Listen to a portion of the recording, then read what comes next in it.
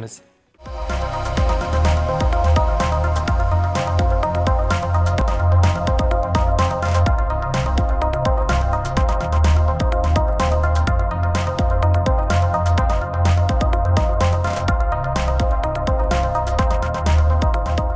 Бүгінгі күнде интерактив қызмет түрлерінің саны жылдан жылға елімізде артып бармақта. Интерактив қызмет дегеніміз интернет тармағы арқылы қызмет көрсету болып табылады. Бұл бойынша жаңа қызмет түрлерін ісілеп атырған жастарымыз да арамызда бар. Міне осындай жастарымыздың бірі Саламат Алифбаев. Саламат, сіз қазіргі уақытта еліміз үшін, Нүкіс қаласы үшін ең актуал болған интерактив қызмет түрін ісілеп атырған екенсіз. Осы хақында айтып берсеңіз. Дұрыс айтасыз. Мен Нүкіс қаласындағы дәріханалардың іскерлігін автоматластыру мақсатында онлайн система ісілеп атырман. Бұл системаның мақсаты пайдаланушылар һәмде дәріхана ортасындағы жалғыз интерактив қызмет түрін ісілеп атырмын. Бұны ісілеп атқаннан тек арғы мақсат пайдаланушылар дәріханаларға барып бағаларын ямаса қайсы дәріханада дәрілердің бар екенін үйлерінде отырып интернет арқылы біле алады. Өзіне керек болған дәріні туырдан туры бар болған һәмде арзан болған дәріханаға барып туырдан туры алып қайта алады. Қазіргі уақыттағы интерактив қызмет түрінің актуал түрін таңлаған екенсіз. Осы ісілеп атырған бағдарламаны ісілеу үшін сізге қанша уақыт кетті?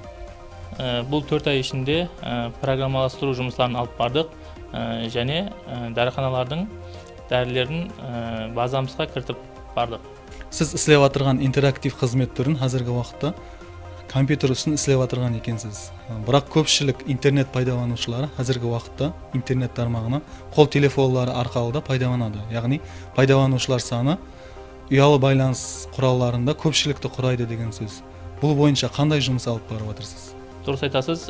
Мен компьютерменен бір қатарда қол телефонында бұның бағдарламасын ісілеп шыққанмын. Келin бұның имканиятлары менен сізді таныстырсам. Бағдарламамызға кірдік.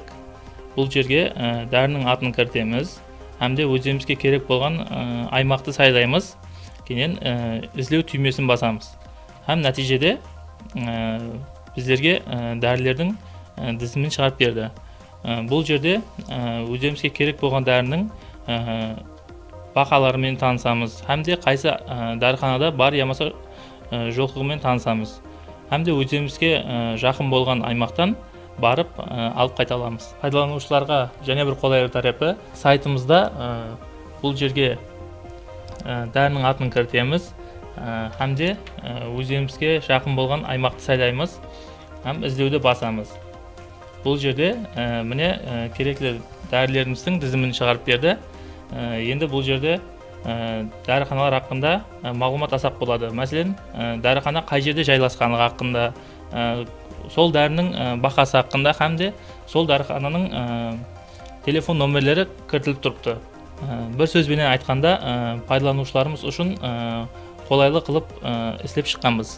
Сіздің бағдарламаңыздың көптеген имканиятлары бар екен. Енді көпшілікті қызықтыратығын сұрау, осы ісілеп атырған бағдарламаңызды қашан әмелиятқа енгізесіз? Бұл бағдарламамыз шамаменен 6 ай уақыт ішінде әмелиятқа енгізіледі. Мен өзіме жақын болған аймақтағы дәріханалардың базасын кірткенмен, енді кейін ала дәріханалар тарапынан да біздердің ісілеп атырған бағдарламамызға қызығушылық болса, әмелиятқа тезлеу енгізіледі деген үміттемін. Міне бүгінгі біздің қаһарманымыз Саламат Алифбаев, Ташкент информациялық технологиялар университеті Нүкіс филиалының бүткеруші курс студенті. Ол оқу давамында көптеген жетістіктерге ерісті. Яғни бірқатар фестивальдарға, таңдауларға қатынасып, бірқатар жетістіктерге ерісті. Келin бұл хақында өзінен де сұрасақ.